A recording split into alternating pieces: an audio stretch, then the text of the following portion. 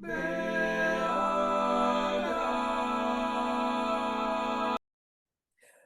thank you so much for tuning in to one more episode of our BH Chat, which is like a series of interviews that I do with, interesting people and musicians talking about music, core music, and everything else in between. And today I have the pleasure to have a really special guest because she was one of the composers that got awarded a place on our first project for the BH Concert Productions.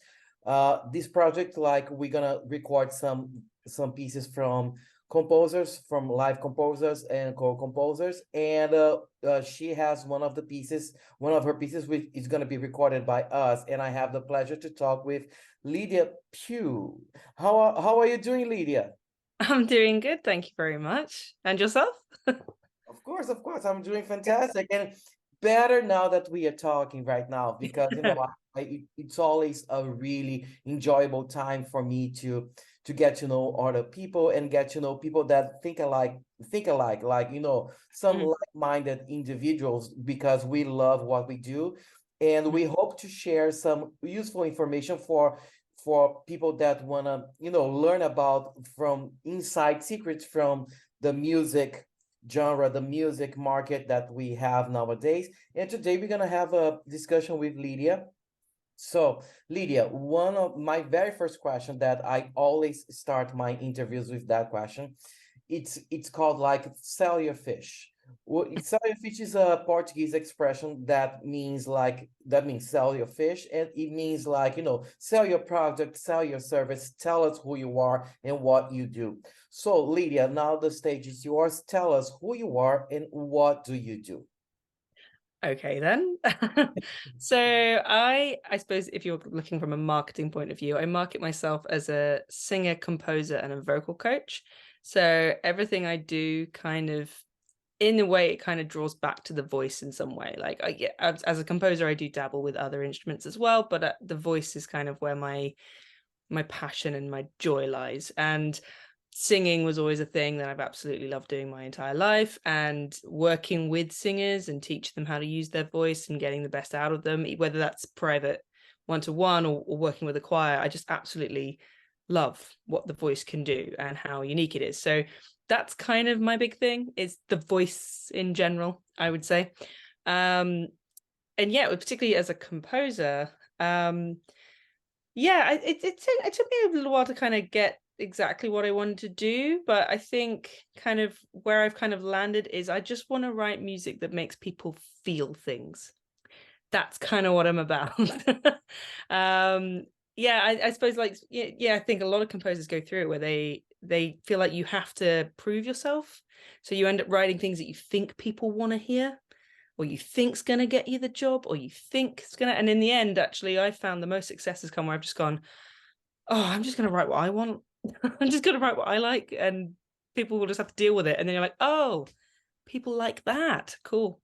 So yeah, that's what I want. I want people to feel something when they hear my music. That's what I'm about. So Oh, I love that. I love that. So because I am the same way, like everything I do involves a little bit of voice and what mm-hmm, a mm-hmm, human voice can do. Like I'm obsessed with voice. And mm, I feel like it's such a like if you compare the voice with other instruments, of course, the voice is the shortest one in terms of range, mm. but I think it's the richest one in terms of articulations. We can do everything with our voice. Mm. We Well, can shortest one in terms of range, depending on which singer you're talking about. Oh yeah, yeah. Ah. I'm comparing, like, for instance, like a violin may have more notes than a Yeah, human voice, like a piano, yeah. of course. In that sense, I feel like the voice is not exactly like as rangy when we Mm, talk just about one person. Of course, if yeah, we put a bunch of people together, we can have more sounds going on. And absolutely. And I think, well, but you kind of put the point, like with a violin sounds like a violin, but the voice could sound like a violin or a viola or a trombone or percussion, or it could sound like the whole orchestra if you really sat down and played with it, which is so unique in terms of an instrument. It can, like you said, it can create anything, which means that the possibilities are completely endless when you talk about the voice and what you can do with it.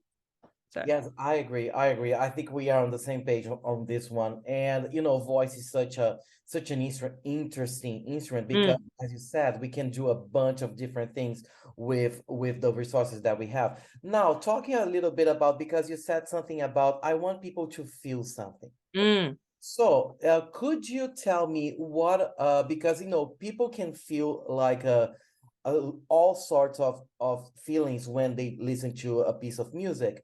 In your opinion, like, what do you feel like people feel through your music? Like when you write something on a paper and you want people to feel something, what are the feelings that you want to evoke on people? Like what are you aiming for? Like, you know, I mm. want people to feel sad, or I want people to feel happy. What do you want people to feel exactly? I suppose it does depend on the piece and context somewhat. But I'm very much, particularly with like the text that I choose, or that I do sometimes write my own text, they do tend to be about connection a lot of the time. So, whether that's connection to a place or a person or an identity, I find I'm kind of writing a lot of things about people feeling connection to things. And that may be a different emotion depending on who's listening to it. Someone might find that connection very heartwarming, and someone else might find that completely breaks them down and unlocks all sorts of can of worms that they didn't know were there. But like, so because that's what I think. Music's very visceral, and it can completely unlock feelings that you didn't know were there. And that's what I always think makes an amazing piece of music, is if it just unlocks something in you that you didn't know was sitting there. And I always like to hope that the music I write does that for people. So when I talk about visceral, I have a lot of people I talk about writing. I mean, I'm not synesthetic in that respect, but I know I do write music in that very kind of colorful way. And certain chords, they can just make you feel that kind of, oh, that's a good chord. We like that. So, so I think there's something physical as well as emotional for people with what I'm writing. I think that's where I'm going with that. So, Oh, that sounds so fascinating because uh, w- you said something really important, that because even though you have like an intention about what you write, uh, mm. people will feel different from Oh, absolutely. the same thing that they hear from you. Mhm. People will feel different. Could you tell us, do you even remember an example that you got surprised by the reaction of the audience, of by the reaction of that one person that heard your piece and gave you some feedback, like, oh, I felt this and that, and that Mm. feedback surprised you in any way? Do you have any example to share with us about that? Surprising ways. Hmm. I'm sure there's been a few. Yeah, I suppose yeah, I suppose with the piece that actually that you've chosen, that piece did cause a few surprising moments for a few people on the first people they heard it. Because I wrote it during Choral Chameleon in New York. And there was another composer who came up to me, and there's this big climactic chord that's probably the most like poignant, um, what's the word? Uplifting moment. And Mhm. yet it's a minor chord. And this composer, he went, I'm trying to figure out why you went there, because it works, and I don't know how I feel about it. And I was just like, good. How do you, and yeah, I suppose that was really surprising, because to me, I was just like, well, that just made sense. That's where the chord's going, and that's what I was feeling at the time, and I didn't realize that was going to cause any conflict internally for somebody to go, what about that? Yeah. So yeah, so I think that's one that definitely springs to mind. Um, of recent times for sure. So Oh, that's awesome. That's awesome. Guys, for those that are watching this, just let me give you a little bit of context. Like a couple of years ago, I was participating Choral Chameleon, which is a group here based in New York City. Every year they do like some workshops and some short courses, like summer courses, in which they bring together composers and singers to sing the pieces that the composers write. And also there is some instruction in terms of conducting and all of that. It's a pretty fun program. Like, I don't know if they still are doing this. I believe so, but you Oh guys. yeah, they are. Obviously, COVID caused a bit of a hoo-ha, but yes, it's definitely a program that's still happening. So Awesome. So if it's happening, you guys feel free to go and search Coral Chameleon, and you're gonna find a bunch of information about that program. And in that program, Lydia was one of the composers. I was one of the singers, and Lydia wrote the Quiet Place, which is the piece that got awarded mhm. this honor in this recording that we're gonna do. And she's talking about a part on a piece that there is a big like minor chord, which is not exactly what you use to get a really impactful moment in terms of building up. And she used a minor chord, and that's why she's saying like, but some people would use a major chord because that's what you go for, especially talking about tonal Mhm. music. But Mhm. Lydia chose a different path, and it worked. And Mhm. it's really funny because sometimes music has this power to surprise us, even if Mhm. we follow like the recipe, like, I'm gonna do this cadence, or I'm gonna do this sequence of chords to get to a certain result. You can Mhm. go in a totally different way and still get the same result, or even better, get a more expressive result. And that's what Yeah, we are absolutely. talking about. And it's so Mhm. fascinating. But Lydia, now talking a little bit about your past, let me ask you Mhm. a question. Do you recall the very first moment that you got exposed to singing, and the moment that you felt like, oh, this is something so awesome that I want to do something with that? Like, I want to be a professional in that regard, like everything related to singing, and singing and vocal production. So could you walk us through the moment that you realized in your life, like, oh, this is for me, that's what I want to do? Could you tell us a little bit of the story? Yeah, yeah, it kind of came as a bit of a roundabout way, really. Because people who know me now will just assume that I've always been like singing's been like my life thing. And actually, as a musician, I kind of started more as a pianist. I do play piano. That's obviously one of my major instruments, but yeah, I came up doing piano. I did sing as a child. My mum has a vivid memory of me as a 3-year-old belting out Whitney Houston Nice. in my bedroom while I Love was playing with something, and she was just like, okay then. Um, but yeah, I was in choirs and stuff, but I actually went through a very difficult vocal transitional period in my adolescent years. And actually, not a lot of people know that girls' voices do change, just like male voices, but it's not often talked about or taught very well. And if you're like me, my voice went from having this really seamless range to having nothing. And I just thought I wasn't a singer. So I stopped singing for like 3 years because I didn't have a teacher who went, no, no, no, this is normal. That's fine. Don't worry about it. So I stopped singing, but the law of music was too strong. Musical theatre, that's what got me back into it. I was like, I want to be on the stage, I want to do musical theatre. So I started doing shows and things. But even then, I still didn't consider myself a singer. Went to university and went to music college as a pianist, and um trained for that, and obviously picked up composition, but I was still doing acting through song classes. I was still, I was picking up the odd lesson when I could in my own time, and I joined the a cappella choir and I joined the gospel choir and all of those things, but I still didn't consider myself a singer. Even though I was now writing for choir as well, and I was just like, okay. And then took a gap year, and then I went off to do my master's degree, which was in composition. And we had to pick electives, and one of the electives I picked for one term was singing.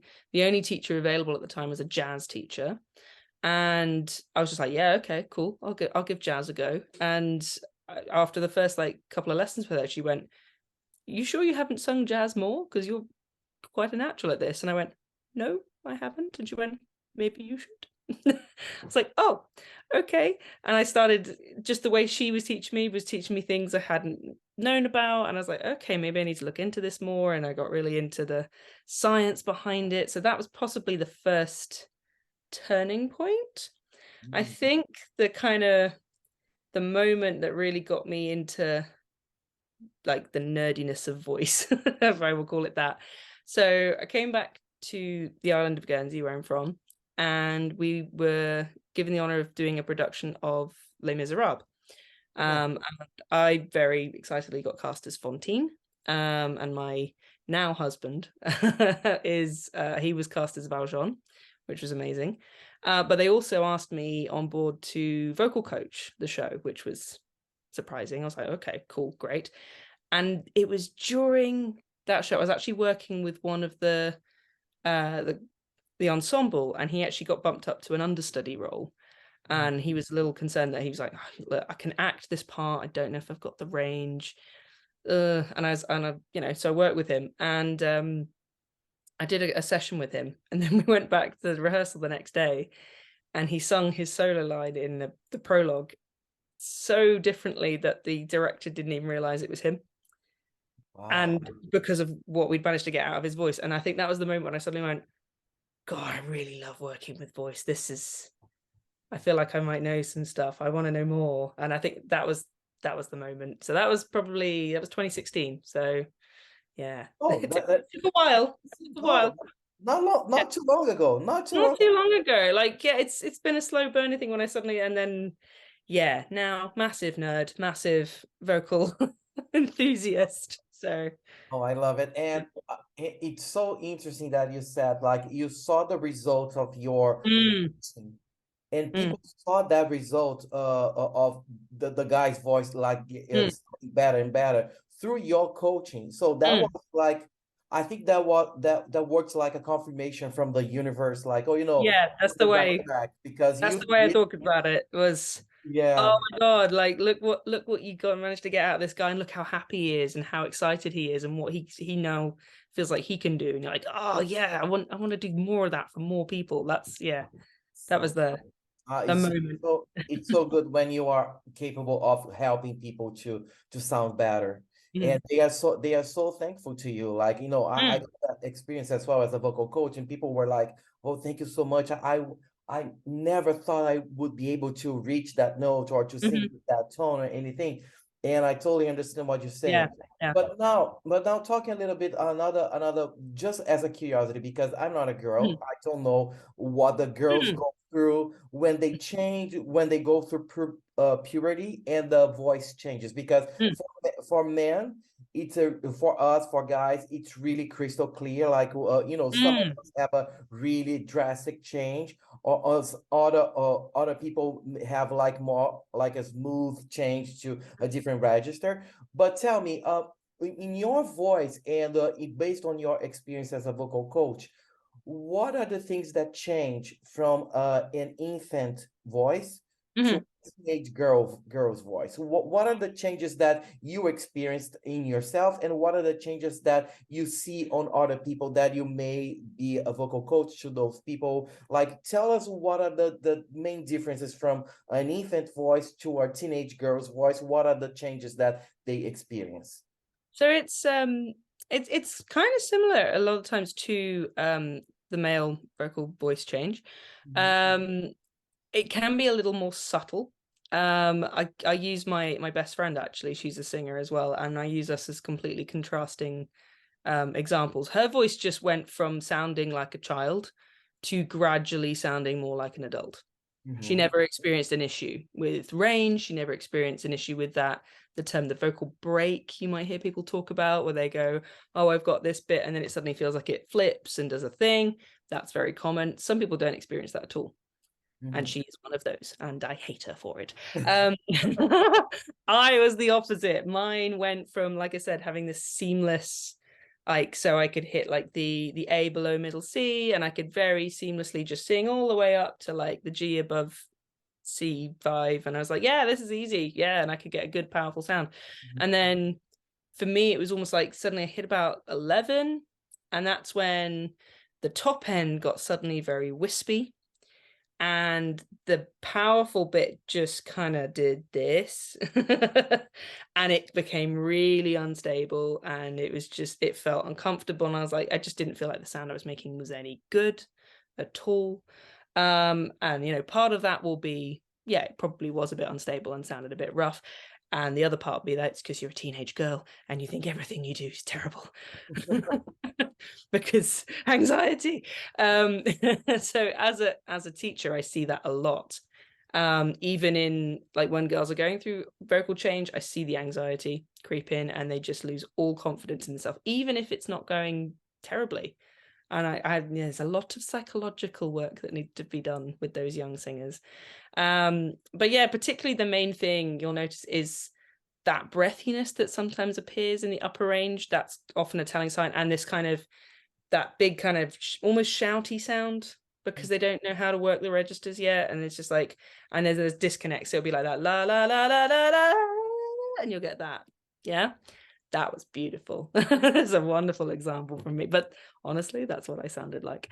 But yeah, and it's the same for male vocals as well. Is there's a certain area when it's really crucial that the teacher's working safely with the range, because you can sing through the vocal transition, but you need to really think about it, and you need to limit the range and work to what makes the singer feel good and what makes them sound the best. So there's no point in working that really breathy sound with the girls aged 11, 12, 13, because A, they're going to hate the sound, B, no, it's not ready for it. And you'll know when they're ready, because everything will just suddenly start to sound a little smoother. And you're like, oh, okay. And I actually sometimes know when a singer's ready, because they'll get things like, you go, oh, that tone just sounds warm and rich, and although a little bit of vibrato creeps in because everything's relaxed and everything's working. You're like, right, now's the time we're going to start working on your head voice. Now's the time to start working on mixed voice now. And then like, what's that? And you're like, oh, okay, here we go. And they're ready psychologically as well. But yeah, but boys go through that too, but because they're dropping so rapidly, like it's often a galloping. And yeah, I had two male students at the exact same time who were the same age, and their vocal transitions were completely different. One, he went from being 12-year-old soprano to being a 14-year-old baritone. 2 years. But it was seamless. We just every week I was like, what key is this song going to be in today? Oh, okay, it's in this one. And like some days it would change, and other weeks we're like, oh no, we're dropping that a whole third. Here we go. And another guy, yeah, his voice didn't start changing until he was 16, and it was frustrating for him because he was like, all his mates sound like men, and he was like, I sound like a squeaky chipmunk. And now he's great. He's West End working artist, and I'm so pleased for him. But I was like, it's just taking its time. Don't worry. We'll get you there. One thing that you mentioned, because you are a vocal coach, and based on your experience and based on my experience as well, the transition happens differently for everybody. Absolutely. Well, every voice is unique, right? So there's no cookie. I mean, we have those like, usually the boys go through this, and that. Usually girls go through this, and that. Got the stages, yeah. But the way that they react to those changes and the way that those changes manifest on their bodies is totally different.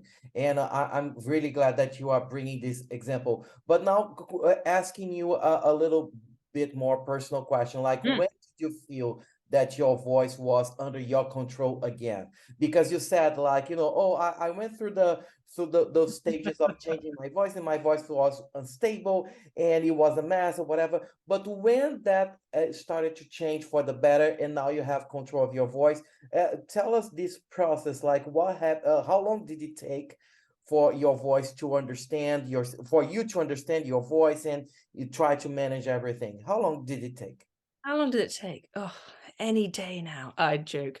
Well, honestly though, like working on the voice is a lifelong process. Like I'm still learning things about my voice now that I couldn't do 5 years ago or 10 years ago. Definitely not 10 years ago. But that also comes from being a voice coach. Like, I'm very much that person. If I don't know about something, I will go and read up on it and I will learn. So I, as a singer, I would describe myself as not a natural belter. That's not something that came naturally to me as a singer, but it's something a lot of my students want to do. And I sort of just got to a point when I went, well, if I'm going to teach them, I better learn how to do it. And I very quickly found out that I could teach it, and I was seeing amazing results with my students, and I still couldn't do it myself. It was both equally frustrating and validating at the same time, going, well, I'm clearly teaching it right, because listen to that, but why won't mine do that? But yes, so ongoing process for sure. But I'd say, like, when you're talking about that adolescent change, yeah, it probably, for me, like, it was, yeah, the years, like I said, 11, 12, 13, I didn't do any singing, really. I think I joined the school choir because my mum was the head of music at my secondary school, and we're like, sing in the choir. So I was like, okay. But probably around 14 is when I kind of started going, I want to sing in shows and try and do some stuff. I was probably 15, I would say, was when I suddenly felt like I could do something. And I didn't have, like, a really powerful, the range didn't just suddenly come back, and but I could work with particularly the chest range quite well. And that was starting to feel comfortable, and I was like, okay, I like what this sounds like now. This feels like I got a grasp on it, and then everything from there is just developed from there. So I'd probably say, yeah, for me, it took a couple of good 4 years before I felt confident enough that I had something I could use. So yeah. Wow, that's great. And you said something that it caught my attention, because you said something like, I was teaching them how to do like the belting or whatever, and they I was getting results, but I couldn't do it myself. And Mm, it's kind of a frustration kind of thing, like, oh, mm, I can teach and I can see that I'm teaching correctly because they are learning. However, I cannot do it myself. So one thing that I've dealt with in my career is like, when back in Brazil, because I'm from Brazil, back in Brazil, I used to be a vocal coach like full time. Right here in New York, not anymore, because I focused my career to other things. mhm, But and I was always frustrated by by teaching my students how to do XYZ, but myself, I couldn't do it as good as they could. But mm. and I felt like, I am an imposter. Oh, imposter Like this syndrome. all the time. Like, oh, I think I'm deceiving them, or I'm Yep. taking their money, because me as a singer, I cannot do what they are able to do. So in terms of feeling as an imposter, is Mm. that something that you dealt with a lot during your vocal coach years, or Oh, you still deal with that? You still feel like in some instances, like you still feel like, oh, I may be deceiving. Oh, we know that it's not the case, but that yeah. cannot shake off that feeling of like, that's something like, I suppose to be able to do this, but I'm not. Do you still feel that kind of thing? Do you see yourself feeling that kind of thing to this day? Yeah, I would say, like, that's definitely not as much as previously. There's a really interesting concept called the Dunning-Kruger effect, if you've ever come across that, Mhm. where you start learning something and you suddenly go, this is amazing. Oh my God, I know so much. And then very quickly you go, oh my God, I know nothing.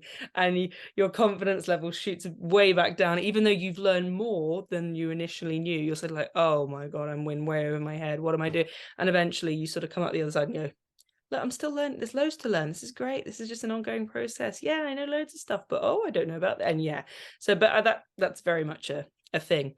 Um, but yeah, it can be a bit of a daily battle sometimes to go, oh God, am I really helping this person? Am I the right teacher for this person? I think obviously with experience and knowledge, that goes away.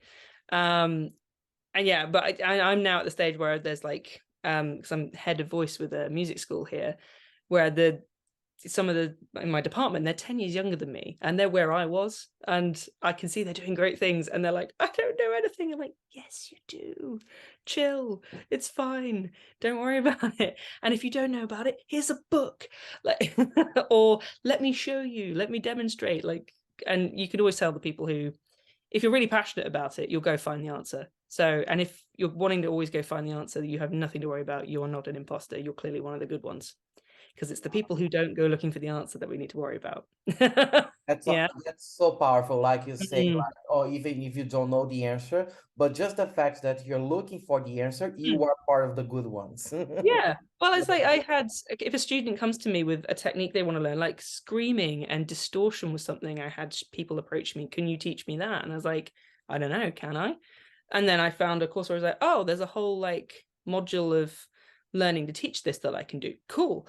Can I do it with my voice? Yeah, I can do little bits and I'm getting there, but I know how to explain it to someone. And if I've got a student who's naturally set up for that way, great. I can teach them, I can demonstrate a little bit and then watch and then help mold them and blah, blah, blah. And they know they're doing it correctly. And, you know, I'd liken it to gymnastics is a great one I often use.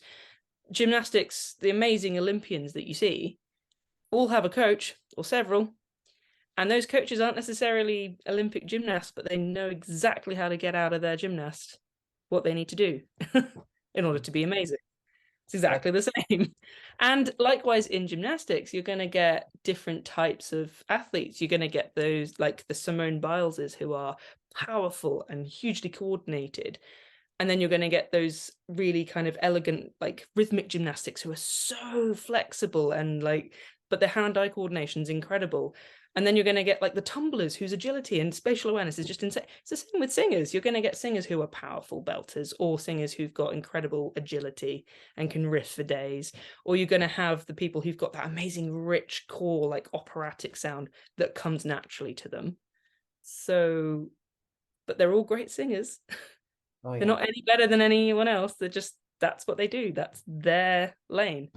I love that you said, like, you made a comparison with the gymnastics. Yeah, well, You it's know, a and muscle, there are right? different, and there are different goals with the Yeah, gymnastics. absolutely. Guys, we have people that are more for the strong kind of Yeah. set, or we have people more flexible, and we have all sorts of things. And in voice is the same thing, because as you said, we have people that have like really powerful voices, really Mm-hmm. strong, but other people can be really agile, like they can do things really fast. Other people, they have crazy range, they can go Mm-hmm. really high and really low. Other people have such a good color for operatic Mm-hmm.